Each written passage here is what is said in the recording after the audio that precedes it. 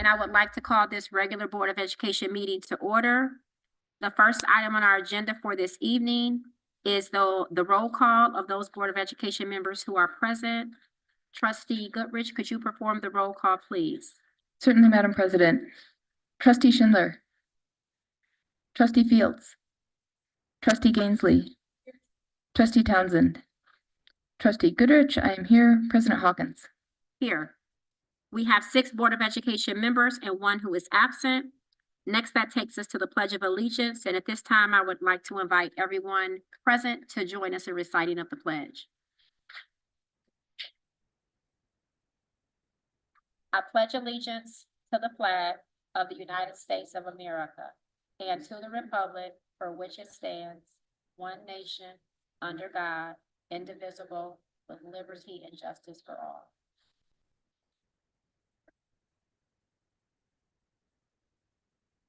Next, that takes us to the acceptance of the agenda. Is there a motion at this time?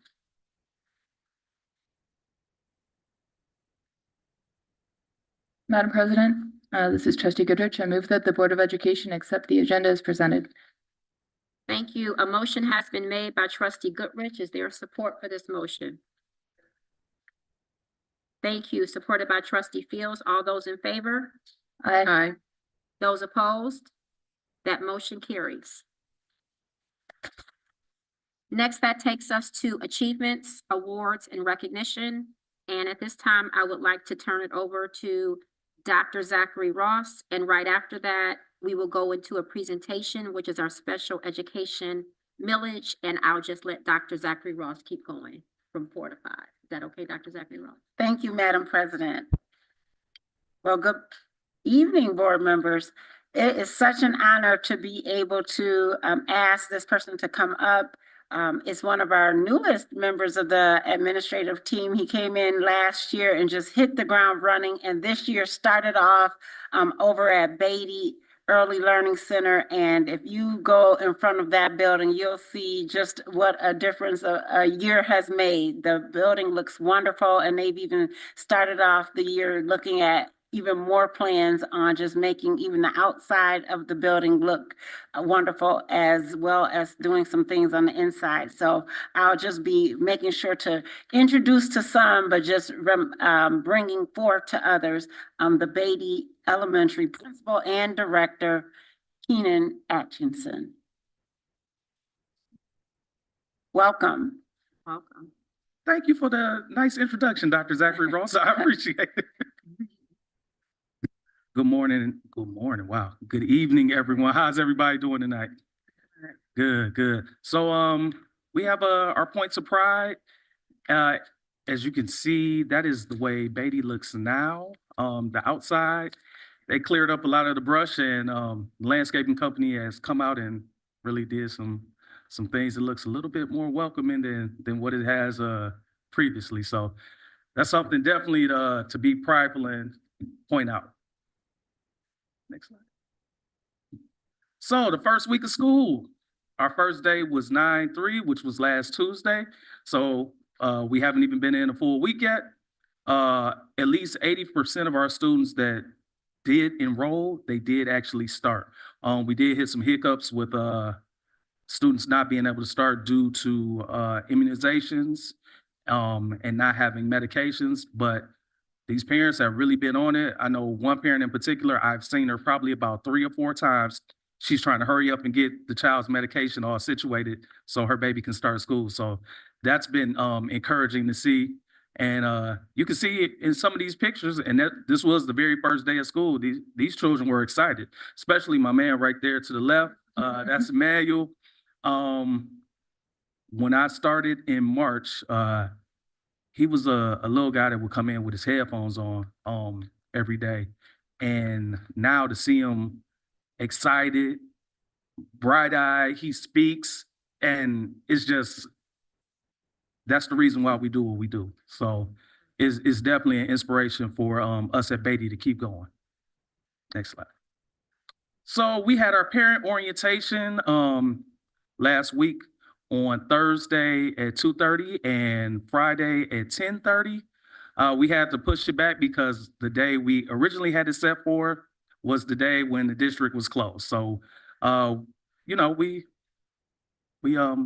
prepare for things, and we had a makeup day, so we decided to make it up on both days. We went over the parent handbook, what to expect, pedestrian safety, which is something every family has to go through, going into dealing with Head Start and GSRP at the beginning of the school year. Also, health and safety guidelines, which was awesome to be able to do because, as you'll find out later on in the slides, we now have a nurse there in the building. So she was able to go over that, present that part of the slides. And we encourage the parents to volunteer. Head Start is traditionally, in-kind hours is traditionally where Head Start gets a lot of their funding from. So I encourage them to come on in, volunteer, you know, come in and do something. I don't care if you put sheets on the kids' cots. Just do something. Just come and be a part of the building. So I'm hoping that they come out this school year and really become a part of the building. Our foster grandparents, Grandma Pat and Grandma Dee Dee. Grandma Dee Dee is the one up top. She's normally in classroom 4 with Miss Cantrell and Miss Beatty. And Grandma Pat down below is there with one of our rising leaders, Ashley Brooks, who's in classroom 3, Miss Brooks and Miss Sarah, and Grandma Pat is with them. I was just recently informed last week, towards the end of last week, that there's also 2 additional grandparents that want to come and participate and volunteer at Beatty. It's a married couple, so I think that'd be good. So we just won't have grandmothers in the building. We can have a grandfather in the building. And I think that'd be good for the children to be able to participate with as well. The fun part about the foster grandparents was when I first got here, Grandma Dee Dee still to this day calls me Mr. Williams. I don't know why. So that's the running joke is I'm Mr. Williams in the building. It's a far cry from Atchison and Williams, but that's okay. We one day, well, not one day, but they had a luncheon, and Dr. Zachary Ross was there. And Ms. Brooks presented as well. So just to be able to, you know, coming in my first couple months and being a part of that, I mean, it meant a lot. And just to see Grandma Dee Dee and Grandma Pat's face light up because, hey, Mr. Atchison, the new this is our new principal here at Beatty. And, you know, they were showing me off and whatnot. So that felt great. That was a wonderful feeling. Next slide. New additions and staff. We have early Head Start coming. We are going to be one of 2 within the ISD to have in-building early Head Start. So this is a major task coming in. We'll be serving ages 18 to 36 months, and I am in the process of transitioning that classroom, which is classroom 8, from being a regular Head Start GSRP room into being an early Head Start room. So we got our furniture in last week. We're still getting a few things in here and there. Still working on staffing a little bit in that classroom. I have 1 teacher already hired in over there at that building. Last week, the ISD, Dr. Zachary Ross and Sue came out as well. We went over like the playground area because the children in that age and early Head Start have to have their own playground. So we looked at the area and, you know, went over some things with the people that go over and to do those type of things. So it's just a matter of me looking at the schematics and what might fit best for our group of children. And I'll definitely keep that Dr. Zachary Ross in the loop with me on that. As far as new staff goes, wow, now this is incredible because when I first got here, I was probably down 3 associate teachers, a nurse, and yeah, it was rough getting here in March. So I am happy to say we have a new associate teacher, Miss Lananda Cook. She's in classroom 7 with Miss G.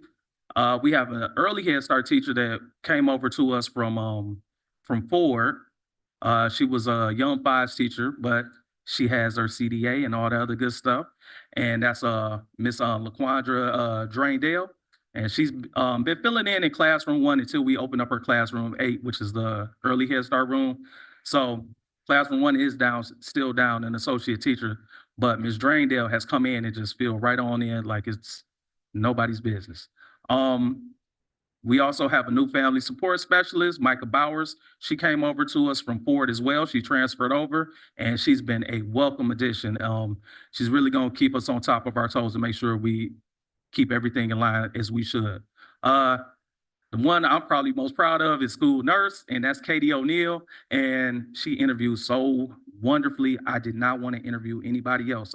Something in my heart was like, nah, she's it. So interviewing her, and she has come in and I can feel it. She's about to be great. So I'm looking forward to it. And speech and language pathologist, we have Marty Coleman, and I can't take credit for that. That goes to Ruth Jordan. Thank you, Ruth. Marty has come in.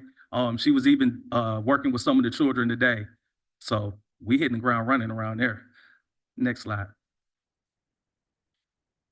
So coming up soon, just a few things to look out for up at Beatty. So I do know in particular, you can go to the next one. There we go. All right, so we have the food gatherers coming up. They come in, deliver food once a month.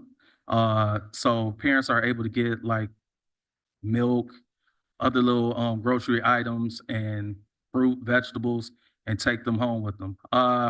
We have 2 groups of volunteers coming in. We have the Washington Promise group.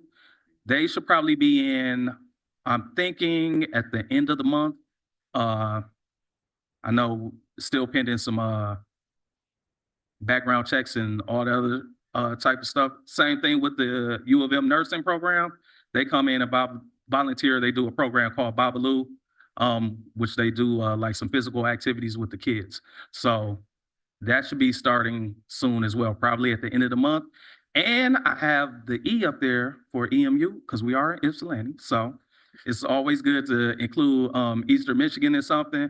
I know last year they had a Million Man March at our building with some of the men's basketball team participated. So we're hoping to get that back started again as well in October, I believe it is. So that's a lot of stuff I was talking about. And we also have May Dadness coming up. That will be in May. So I'm gonna be encouraging the guys to come out, the men to come out. It's always good to see men involved in their children's lives. Me being a father, I understand the importance of it.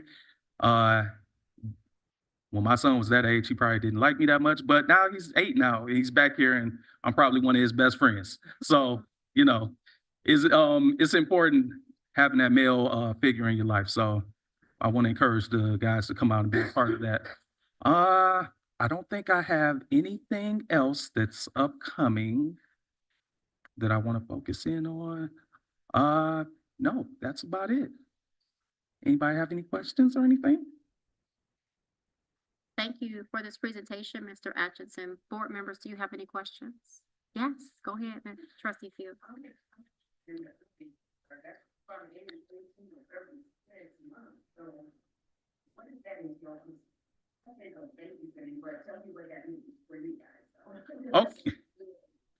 Okay, so I'm gonna give you a little background. I originally started with early Head Start, so I probably dealt in the entirety of my career, probably about half of my career in early Head Start. So early Head Start is not much different than regular Head Start. The only difference is their age, but you're still doing the same things, doing high school.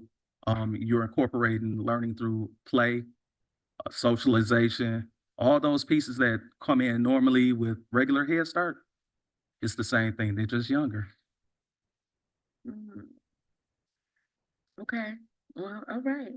I was just curious, when I saw the age group, I'm like, whoa. Oh, don't feel You know, bad. that's When I first got into the field, I was like, I have to these. Yeah, but you'll Okay. be surprised. And then what I did find over my years of doing it, that once they leave early Head Start and they go to Head Start, they ready. They ready. They ready. So All right, do you get a strong number or that's still new? So we don't really know what that looks like as far as. Like No. classroom size? Yeah, and the numbers like, it's coming out and I'm sure parents would be excited because I mean, if I were a parent had some little ones, like I would be excited, but I'm just saying. Yeah, well, it's only, so the difference is like with regular Head Start, there's 16 in the classroom. Mhm. Early Head Start, there's only 8. You do still have 2 teachers in the classroom. As far as interests and whatnot, we'll have that fully enrolled in no time. I don't know exactly what the interest numbers are, but they're high. So yeah, that's gonna be full in no time. And I think it'll be great for YCS because then we can start off really early like that and cultivate and have these children come up all the way through high school and going on to college. So I think, we really won't see the fruits of our labor probably for the next 15, 20 years, but it's a good It's a start. work. It'll be, It's work. yeah, it's gonna be well worth it. Thank you. Welcome. Any other board questions, comments? Thank you so much, Mr. Atchison. All right, thank y'all. Have a good evening. You too.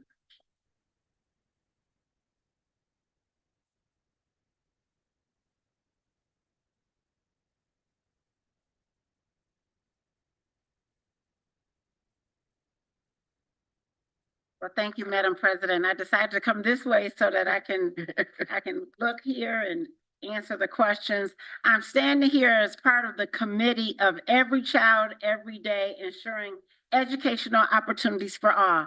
As you know, we've had a special education millage in this community and been fortunate to have one for years. And it's time now for this community to consider a special education millage renewal. It's a renewal that'll be on the ballot on November 5th. And as you can see on the bottom of this slide, it's not just Ypsilanti Community Schools. This is a county-wide millage renewal. So it includes the WISD and all the other local school districts involved. And so the question before the voters that they'll see is they'll be asked to do a renewal of a 2.3826 millage renewal to cover the unreimbursed costs that it is for us as a district to provide special education services in our entire county. So that 2.3826 goes to the ISD for all special education students in our entire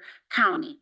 And it would expire over 12 years. So this is a long-term, so we don't come every 3 years, every 4 years. This is a long-term commitment for 12 years for this ask. So who's impacted, you might say? You might say, how many students? How many students does this mean in our county? And is this that important that we come? Yes, it is, because there are over 6,000 students. That's 1 in 7 students that are impacted by this millage. And the ages, they start from preschool all the way up. In Michigan, we're very fortunate to up to age 26 years old. So it impacts a wide variety of students who receive special education services in our county. And go back one a little bit. And we start early on, just like you were asking, Trustee Fields. I'm so glad that you did, because we start with nearly 900 children ages birth through 3. So when our students are identified by their doctors early on that they need these services, we are able to provide services for students even before school age for birth through 3, before even entering our preschool services. So what does that mean for us here in Ypsilanti Community Schools? Well, for us in particular is 1 in 6 of our students receive these services. In 22-23, we received $6,374,650 in services from this particular millage. Think about that. Over $6 million that would have come out of our general fund dollars. And so that's why we're super appreciative.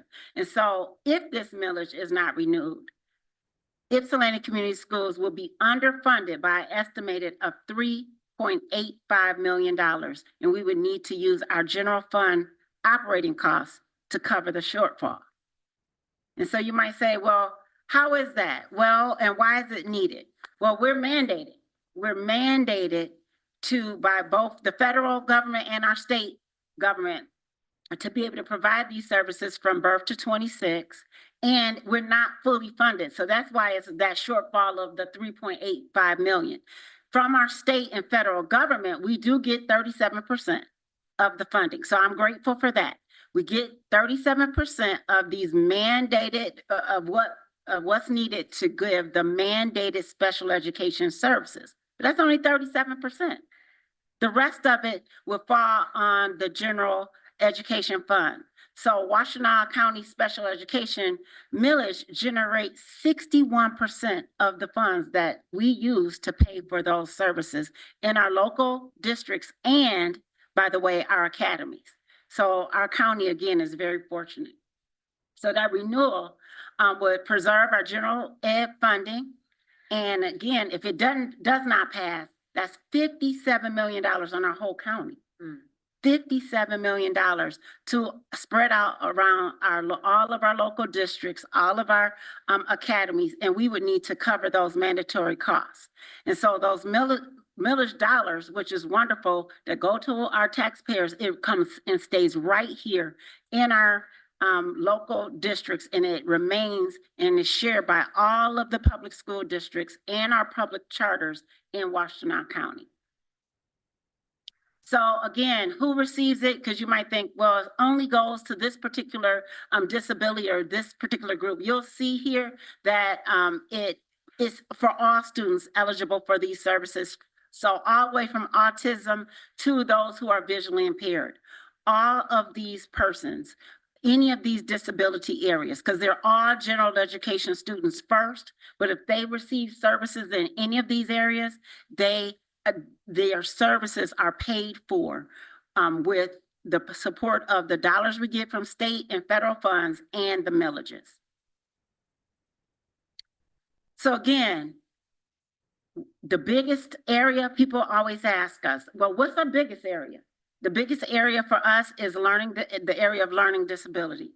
That has been the biggest area for the longest time. Is the largest group of students receiving the services. And the second area is a surprising one because it's one that's not seen often. It's not, you can't look at a person and know. It is not obvious to many people. It's speech and language impaired. And that's one that is oftentimes hard for us to get providers. So sometimes that's a very expensive service.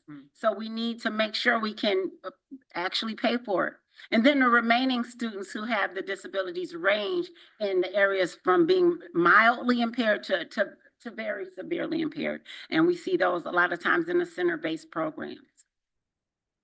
So again, to reiterate again, where is it? We start early on from those not even in school yet, from 0-3, who might have developmental delay, those blended learning environments, and you'll hear people who receive teacher consultant to resource room, speech and physical and occupational therapy.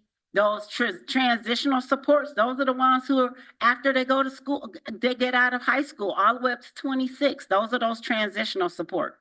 The assistive technology, they might not need a person, but they might need a device.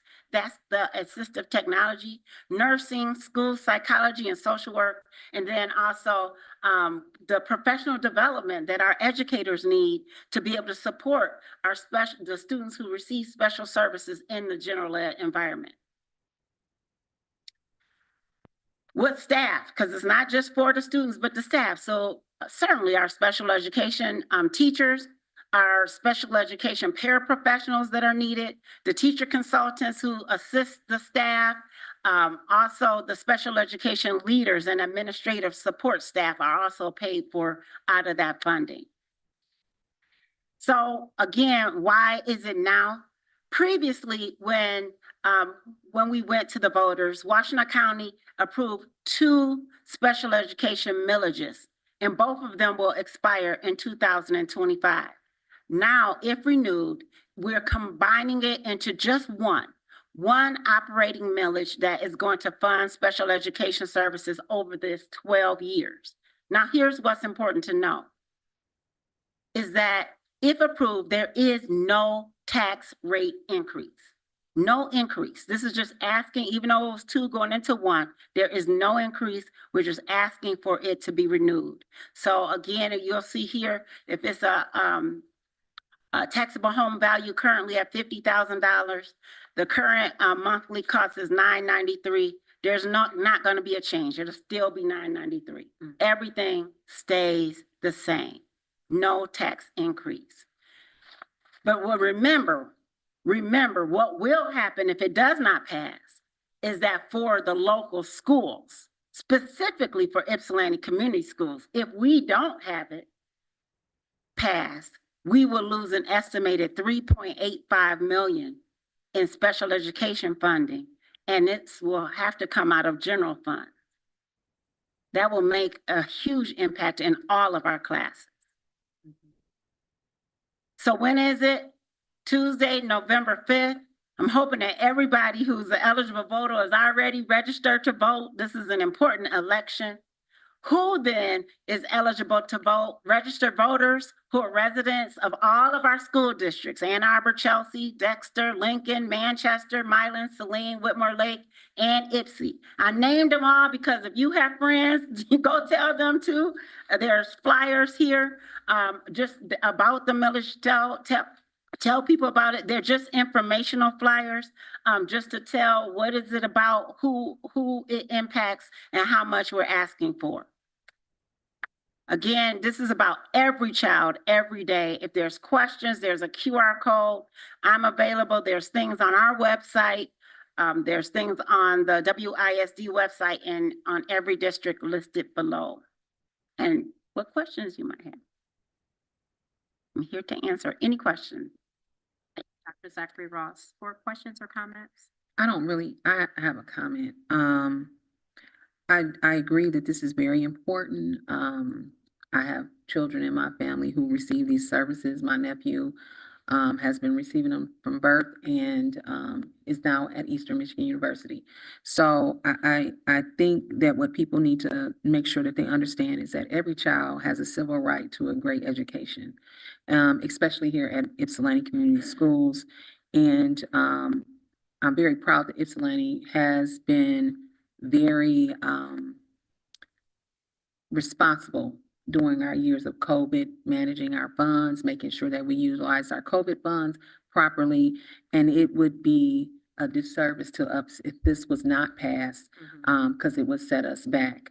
And I just think that when we are sending this message out, that we need to just be mindful that every child deserves the right to have a quality education. And so I fully support this and ask that everyone please share. And if you're not registered to vote, you still have time, and let's handle the business. Thank you. Thank you. Any other board questions or comments? Thank you, Dr. Zachary Ross. I agree wholeheartedly with Trustee Towns. And I think it's our responsibility to make sure we educate each other and also lead with no tax increase. We hear millage oftentimes and we think our taxes are going up. We need to lead with no tax increase and what is to be gained by passing this millage for our local school districts in our counties. Yes. Thank you. Yes. Thank you.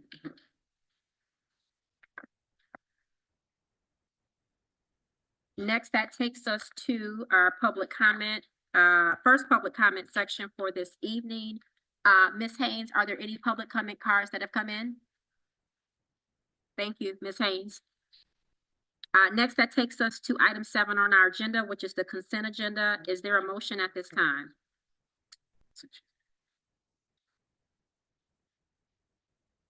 Madam President, this is Trustee Goodrich. I move that the Board of Education approve the 1, August 5, 2024 regular board meeting minutes, 2, August 23, 2024 special board meeting minutes, 3, personnel matters as per the presented list dated 9/4/23, new 9/4/24, I'm guessing, new hires and resignations. Thank you for that catch, Trustee Goodrich. A motion has been made by Trustee Goodrich. Is there support for this motion? Trustee Schindler, support. Thank you. Supported by trustee Schindler. All those in favor? Aye. Those opposed? That motion carries.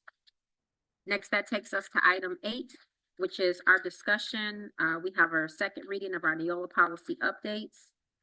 And at this time, I will turn the discussion over to our chair and committee members for policy to lead us through these policy updates. Trustee Schindler. Thank you, Madam President. There's a lot of good information within this agenda about what the different policies, updates mean. For the most part, we are adopting policy updates as recommended by Neola, which is the company that keeps on top of this for us and many other school boards. So I think if you just kind of go through, because this is the second reading anyway.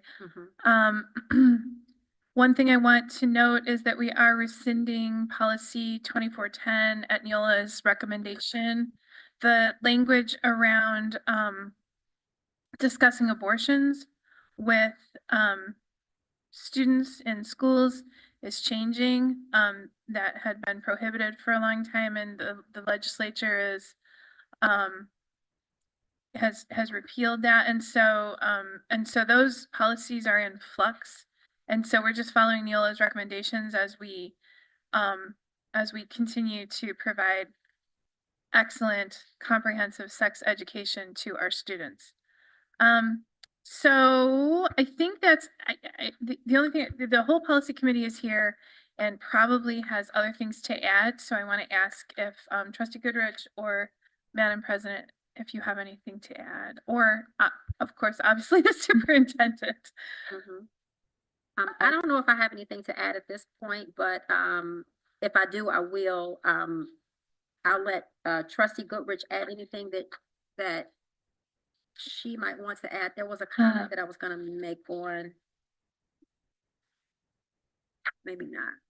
I have just one quick thing, if that's okay. Go ahead while I get through. So the only other thing I'll say that wasn't just a straight up response to the Neola recommendations was the updating. We talked about this last time of policy 0144.1, and that's just where we have decided to formally tie the meal reimbursements to the GSA rate so that they are appropriately scaled depending on where one is when they're conducting district business.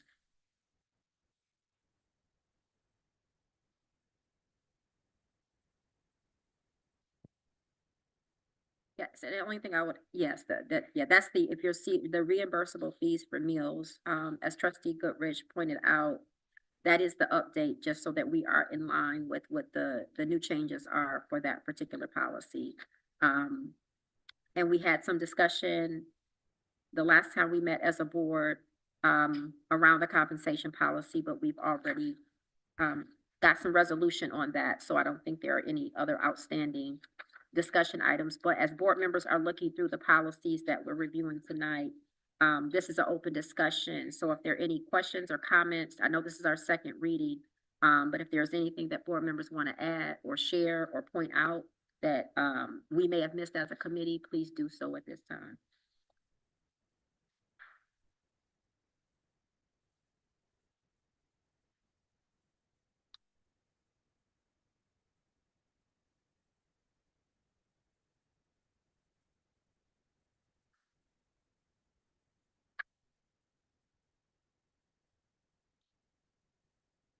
If there are no board comments or questions or feedback, are we ready to move to action item number 9? Okay. So that takes us to item number 9, which is the adoption of the Neola policy updates, volume 38, number 1. Is there a motion at this time? Madam President, this is Trustee Goodrich. I move that the Board of Education adopt the Neola policy updates as presented, volume 38, number 1, September 2023. Thank you. A motion has been made by Trustee Goodrich. Is there support for this motion? Trustee Fields, I support. Thank you. Supported by Trustee Fields. All those in favor? Aye. Those opposed? That motion carries. Next, that takes us to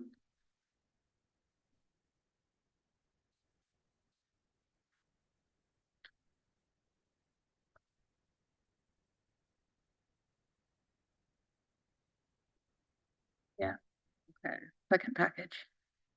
Yeah, it just was a continuation. We have A and B. Uh-huh. Okay, so that takes us to, they're just split up into two different sections. Is there a motion, at this time? We're on not number 9, but we are at B. We just adopted A. Is there a motion, for B? Madam President, this is trustee Goodrich. I move that the Board of Education adopt the Neola policy updates as presented, volume 38, number 2, February 2024. Thank you. A motion has been made by trustee Goodrich. Is there support for this motion? Trustee Fields, I support. Thank you. Supported by trustee Fields. All those in favor? Aye. Those opposed? That motion carries. Next, that takes us to item 10 under business and finance. And that is our Michigan alternate route to certification agreement. Madam President, Yes, I move that the Board of Education approve the Michigan alternate route certification agreement with a purchase price of $38,000. Thank you. A motion has been made by trustee Fields. Is there support for this motion? Supported by trustee Schindler. Is there any discussion on this item, board? I would like some further discussion on it, just so I'm clarifying. This is a separate from what we have with the WISD program in Eastern. Yes, if Dr. Cascarella or Ms. McCarty? Yeah, so this is with the University of Michigan, and these are students, 5 of them in this case, have already earned a bachelor's degree and are seeking alternative pathways to certification. So for the next 3 years, they're employed by YCS while they're working towards their permanent certification. We work closely with that program. Every summer, they send us candidates that spend 3 weeks with us in Grizzly Learning Camp. And so what we ask is that they give us a commitment through the 29-28 school year, and in return, we pay their MRC fees for that commitment. Okay, so this is, I believe, Mr. Davis was over the teachers a couple of years ago when he was on Grizzly Camp. Is that the same type of group? Okay. Thank you. Yes, sorry to not say it verbally, yes. Okay. Any other discussion or board question? Thank you. So a motion was made by trustee Fields, supported by trustee Schindler. All those in favor? Aye. Those opposed? That motion carries. Next, that takes us to the SJ Apple Consulting Group Strategic Plan for YCS. Is there a motion at this time? Madam President, trustee Schindler, I move that the Board of Education approve the SJ Apple Consulting Group strategic plan proposal for the purchase price of $35,000. Thank you. A motion has been made by trustee Schindler. Is there support for this motion?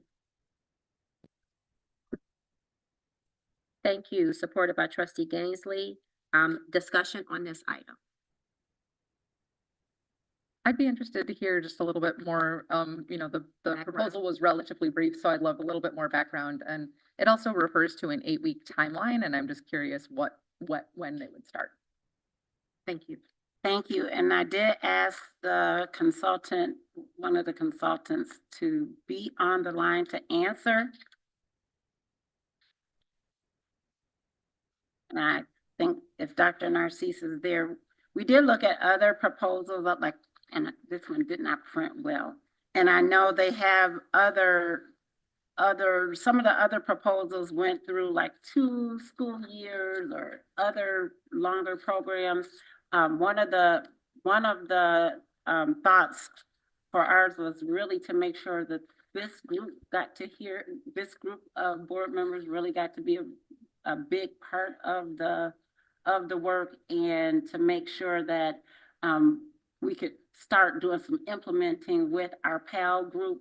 PAL, and everyone doesn't know what PAL, our partnership work with what we're doing at the state of Michigan, with Michigan Department of Ed, since this is totally connected with MyKIP. And so not making it go so long, but to make sure we are hearing from our community. But I'm not the consultant. Dr. Narcisse. Hello, Superintendent Zachary Ross and Can't full hear board. you. Oh, you can't hear. Let's see if I can put it up. Can you hear me now? Yeah, but part of the question was, I don't know if you heard the question about 8 weeks. The 8 Yes. weeks, and what it looks like and can you repeat that? Yes. First, just want to say thank you for the an opportunity to be able to work with you on the strategic plan. Just to give you a little bit of highlight on our work, and I'll also show you a little bit of an example too. I'll share a little bit on the screen. As you already know, a strategic plan is the roadmap for the school district to guide where they would like for not only to work with their community, but how they. Dr. Narcisse, our tech person is, no, they practice. Can you hear me? Hello?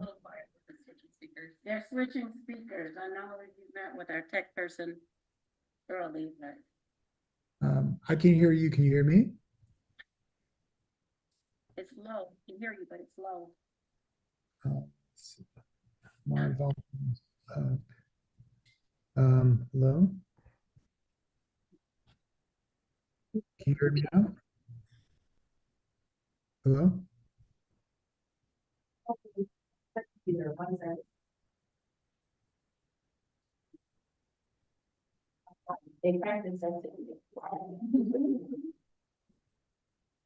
you hear me now? It's better. Okay.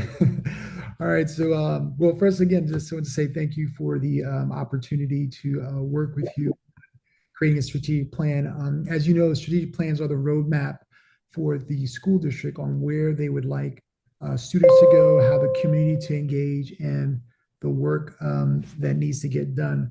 A part of our work, we believe, in going through a lot of strategic plans has been to make sure that one is you get the voice of the community. Two, you're also engaging as much as possible with various sets of stakeholders, not only with the board, the superintendent, and the staff, but also could be other community stakeholders that you have in that process. And so what we try to do in our work is we really try to engage as many people as possible, as we're also taking a set of notes around what are the hopes, aspirations, and dreams for children in the community, but also what are the specific plans with measurements that's the district, the board, and the superintendent and the various stakeholder groups want to see happen. We always say it's a part of moving the work around that, looking at the efforts on what wants to be done, what's the actual focus areas, and then how do we measure that over time. When you talk about 8 weeks, one of the main things that we would do immediately is our goal is always to gather a lot of information, meeting with board members, meeting with teachers, meeting with principals, meeting with bus drivers, meeting with various people in the community, taking notes, and then creating what we call pillars. Those pillars are the categories that the board decides with the community on what are the main themes of things that they believe are the most important components, so they can start to create measurements to get there. And I'm going to actually share my screen and show you an example, because I've always learned you can talk about stuff, but letting people visually see it makes it a whole much more livelier. So let me share my screen. So here's an example. Share here. Here's an example of a work in a district here. So this particular district, their focus when data was collected was they wanted as a district to focus on 4 major areas. Student achievement, of course, which is usually the hallmark and one of the cornerstones for the school system. We've yet to see a district not say student achievement, so we always know that's one. But the second is around they wanted to improve customer service, and then also how they function operationally, and then employee development was important to them. And so that was kind of the work that they've done. And we started to process around making sure that the board and various staff meet together over a set of retreats to begin to tease out that work. This is the area that you see we talk about where we see others, we adjust our efforts, and we measure the impact. And the school district is the center of that. Once you're able to tease out those various areas, we then will put up what those categories are, what we call initiatives and commitments to action. Initiatives are, what are the initiatives in the district that you want to accomplish? I know the board has put goals together, I'm sure of it, that we'll be discussing what they are, and then how do you make those initiatives actionable? And within those actions, we then create what they call key performance indicators.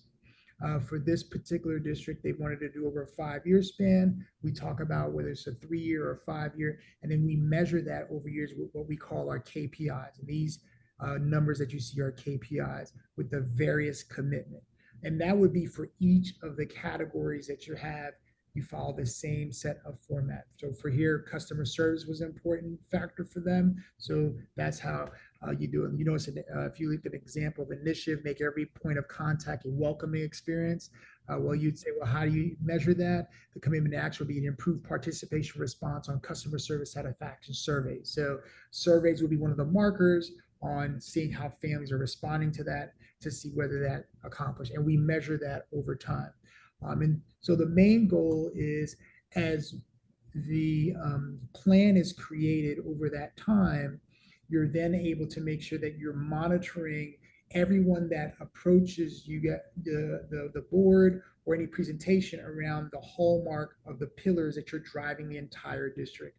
As I shared before, it's an actual roadmap, and that helps to focus in the particular areas. When you talk about the 8-week span, for us, the first week or two, it's meeting with board members, meeting with the superintendent, meeting with various teacher groups, meeting with principals. There's a lot of meetings where we will get large stakeholder groups, kind of focus groups, to talk through a various set of questions. And then we're gathering those questions so we can crystallize those specific areas.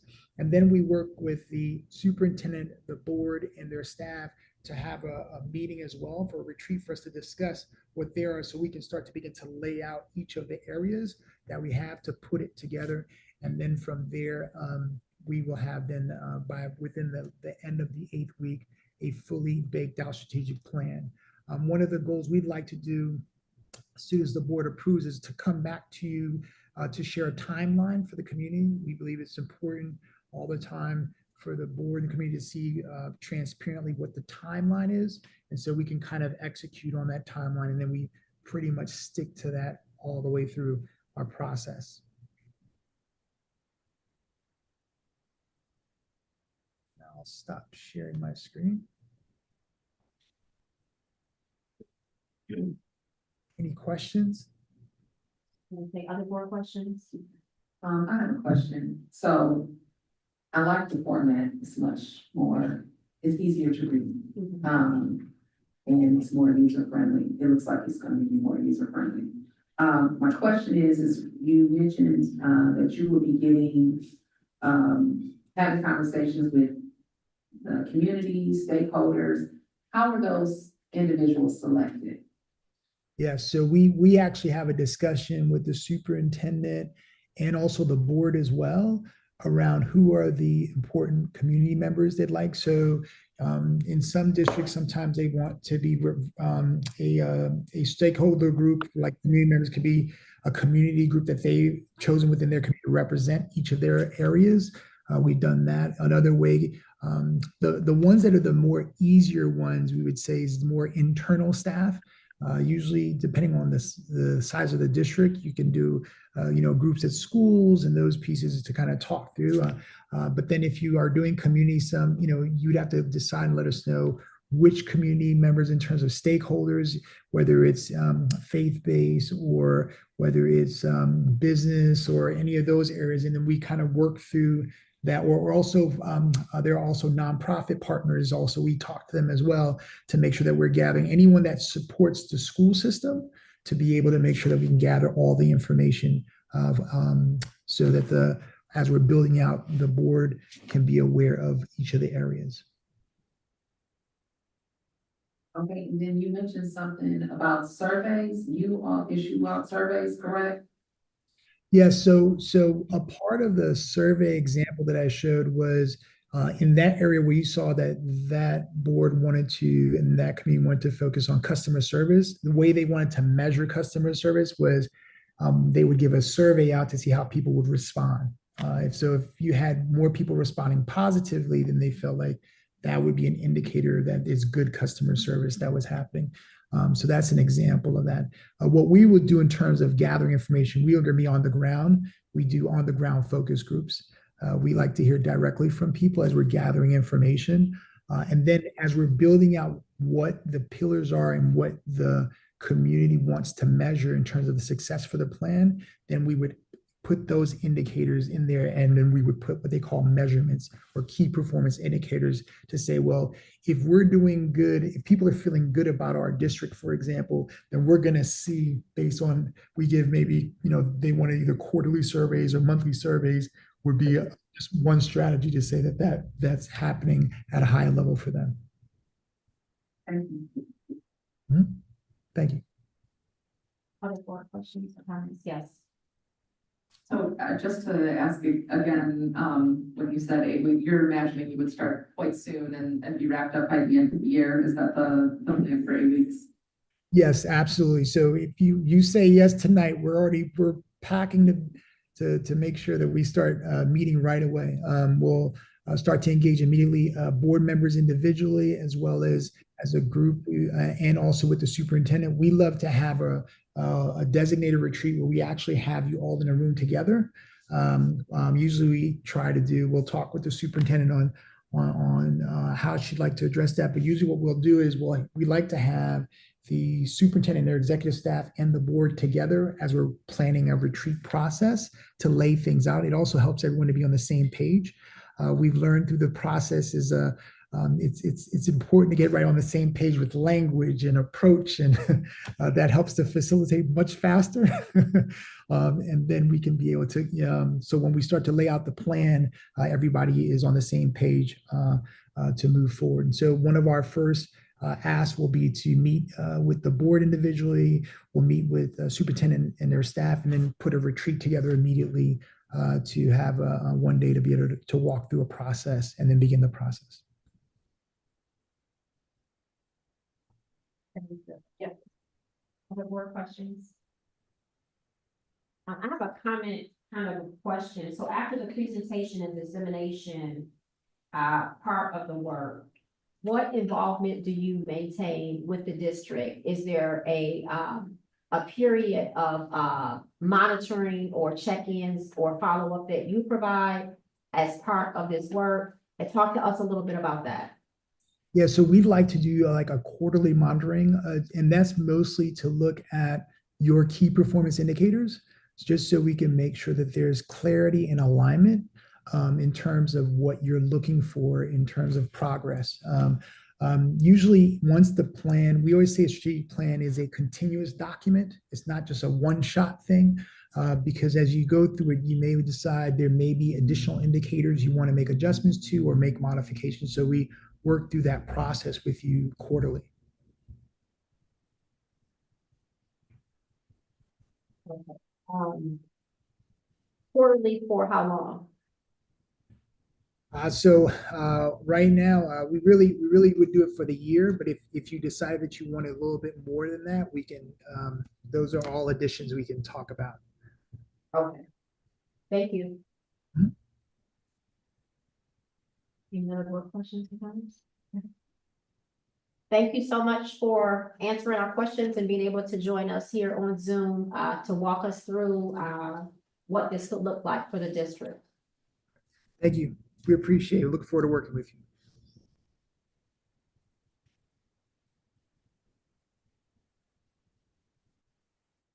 So we have a motion that was made by trustee Schindler. It was supported by trustee Gaisley. All those in favor? Aye. Those opposed? That motion carries. Work begins. This board has done work, you did work, but you went back and put in 2013, I don't think you're doing work on strategic planning to get ready for 2013. Then you worked with Dr. Naomi Norman in 2016. You did the long range, I did listen and learns and gave a plan in 2018. You brought in Mary Kerwin in 2022 with the long range planning and ESSER funding in 2022. And now at the end of 10 years, this will be a true long-range strategic plan if this work happens in 24. So you've been really coming back and looking at your plans. You have all those documentation to, like, to start from. You don't have, it's not from scratch, by the way. Yes. But it hasn't been like in this kind of, I've been looking at different forms. Thank you for sharing those dates and reminding us of how busy we've been. All right, next that takes us to our second public comment portion for this evening. Ms. Haynes, have any cards come in? Okay, thank you. Next that takes us to item 12, which is our discussion item. Are there any Board of Education subcommittee reports at this time?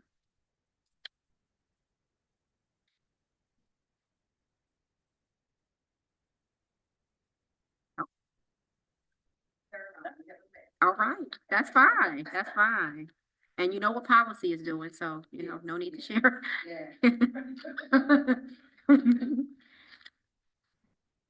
All right, seeing no Board of Education subcommittee reports, that takes us now to Board Superintendent comments, board comments at this time.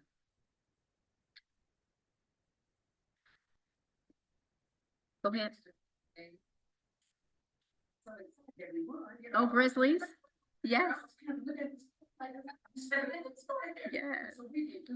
I'm getting in trouble because I didn't have my mic on.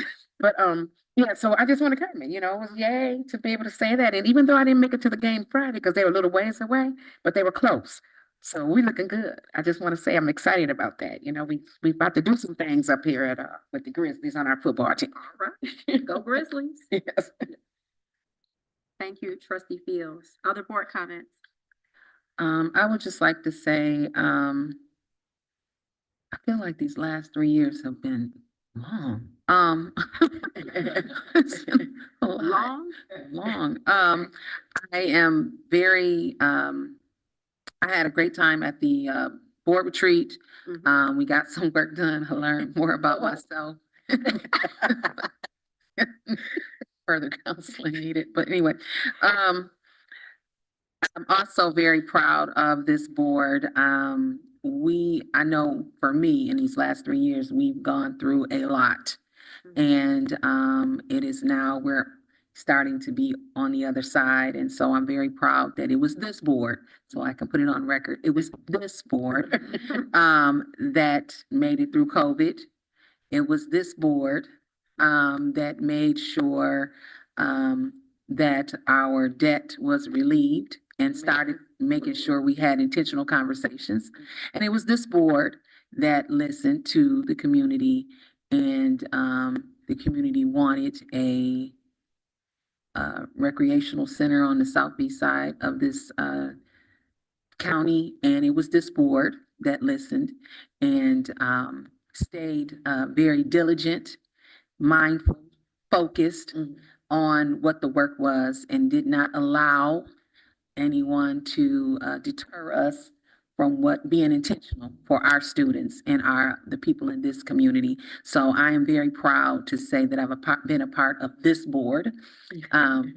So please etch that on some brick somewhere, that it was this board that did all of that work. So I'm just very happy to work with these team of women and our amazing administration staff and our overall staff. And I'm just looking forward to seeing greater days ahead for YCS, because this board said that.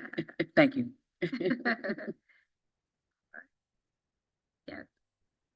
Yes, go ahead. I feel like I missed a lot at the retreat, so I might have to get the update. I just wanted to say congratulations to everybody on a strong start to the school year. You know, the buildings look great. Everyone is in a great mood. Despite having a power outage in the first week, which is always a little rough, everything seemed to get off to a smooth start. And I've even, knock on all the wood, heard that the busing is going pretty well for people, which I know is always a really difficult time through those first couple of weeks. So I know it always smooths out in week 3. So the first couple of weeks are a little rough, I understand. But even the folks who I know who I've heard from who have been taking the bus have, it's been going a whole lot better than last year. So thank you to everyone who's been involved in the busing. And then I also wanted to say a thank you to Ms. McCarty. I haven't seen the numbers on how full we were on staffing, but again, what I've heard and what I've seen just from my own kids' school, we didn't have any vacancies last year. I think we started with a teacher vacancy, and that's a really hard thing to do, coming in and having a substitute teacher. So having all of those positions full. I know we're still working on filling a lot of our para-pro slots. And I hope that we can, move toward that, especially with this special education millage, absolutely critical for making sure that we can pay the people who work very closely with our most vulnerable students. So I know we're doing a ton of recruiting there. So anyway, thank you to everybody who's been involved, our entire district coming together. And then my question for Dr. Zachary Ross and her comments is that I'm just speaking of parapros. I'm curious about how the union negotiations are going. Other board comments? I'll be brief. Thank you, board members. I want to echo what has already been said, and I would only add to that is I think what part of what makes this board so special and unique is the fact that we have always been clear about centering students. And I think when you are driven by making sure students get what they need, and you are looking at everything through a lens of equity, everything else falls into place. And I think we have not at all let anyone deter us from that track. We have eliminated distractions, and we have stayed clear about where we're going and where we need to be for our kids in this district. This board is forward thinking. We are innovative. Don't get me started. What are we, risk takers? Barrier breakers, change makers. And I just want to, note for the benefit of the public that, not only do we do the work here and we do it in committees, but we present, right? We go outside of the district. We are presenting this year at MASB. We are presenting at CUBE conference again this year. Because, every board across the state of Michigan and Southeast Michigan, across the country, is not doing the same work, right? And I think there's something special and unique about what this board has done together. And that's something for us to celebrate and to be proud of. And it's not just the board, right? We are an 8-member team, and we are very clear about that our superintendent at the helm and her team and us all kind of rowing our oars. Are they oars? The things that you, okay, I want to make sure they're oars. Okay. That we're all rowing our oars in the same direction. And I don't think the work is possible when a board and a superintendent and a leadership team are not all working for the same purpose. And I think we've demonstrated that, and it's not been easy, but we've stuck it out.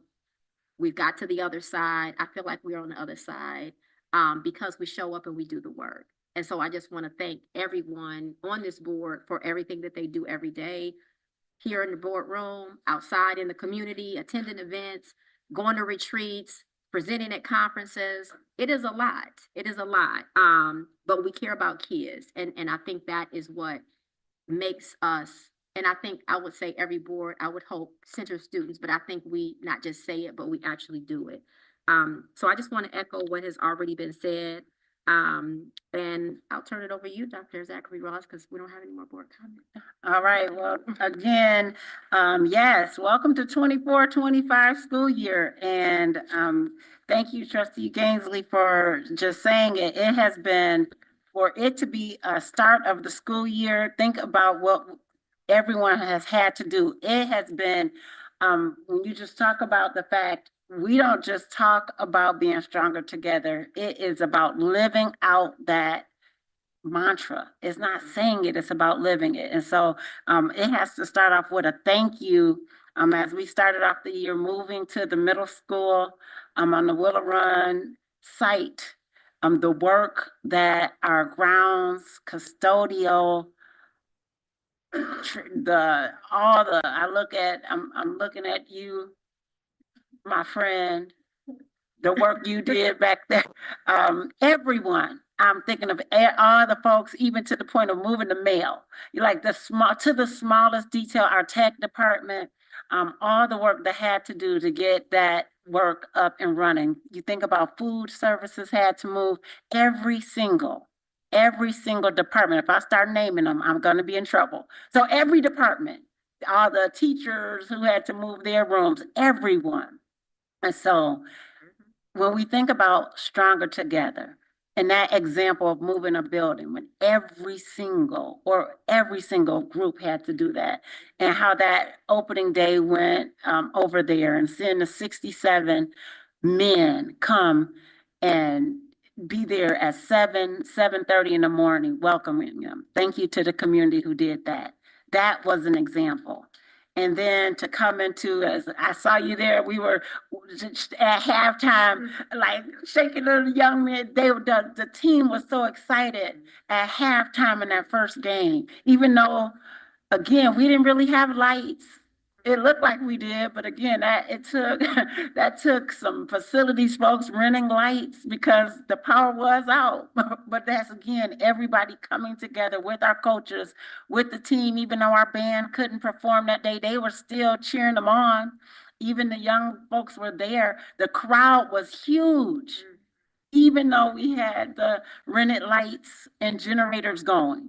That tells you the strong Grizzly Nation pride. It was there. And then on Saturday, everybody was still there. We had trustees there. We had community members there. We had, you were there. We all were there. You know, you were there. As Weathers, you were there. Still, we were getting Kona ice, and we were there celebrating the fact that we were on the site of Cheney. Recognizing that these families still were there because their voices have been heard. And coming together, bringing $30 million for this community to have in that special place a recreation center that's needed. And now we're moving forward to even tomorrow, we have our Grizzly Scholars White Coat ceremony at Wise at 6. Thursday is the YCHS open house. We're telling people to vote. We're working hand in hand on Tuesday, September 17th. We're gonna have that mobile bus that was out there if you saw that big old bus that was in front at Cheney. We got the Washington County takes voter registration services on the road. It'll be at Shadford Field from 1 to 5 in the parking lot. So we're working with our community partners. We're already continuing to show that we're partnering, we're stronger together, and we're starting the school year off partnering. We're starting the school year off in the right spot. And so I just can't wait to see what this year is just going to be about. And again, I just thank this board. You're right, you worked during the summer, you worked all year and led the way. And then everybody else, that John Maxwell starts with the law of the lid. We can't go as high as the leadership does. So again, thank you for what you do, and thank all the teachers. Ms. Tillerson, thank you. She asked how the negotiations. We thought we were gonna be done. We thought we were done so many times. We are almost there. So teachers, all the professional staff, we are almost there. The other group, they're voting this week. So you can vote too, teachers. We almost there. We almost there. But professional staff, we're almost there too. They have been working. I have thanked them, and she has thanked them on my behalf, because they have worked with us since before May, and they have been with us till the nighttime. And we had to redo all the language since 2011, and they did not do what some other people just did and tried to just throw in the language. They went through that contract line. Look, I'm not a preach, no, I'm trying to be a preach, no, I am. They went through the contract line by line and truly did negotiate. They said negotiating is not everybody just happy at the end, because we have truly, they've given, we've given, they've given, we've given, they brought in food and it was not traditional. You would think it would be something, they were bringing in food and treats, and we literally sat at the table and like family and just kind of worked it through. And we're going to work through and we're going to get this done. And so thank you to all the professional staff for just working with us and knowing that we're doing this in good faith. And for the other group, we got a TA, we just got to vote it on through now.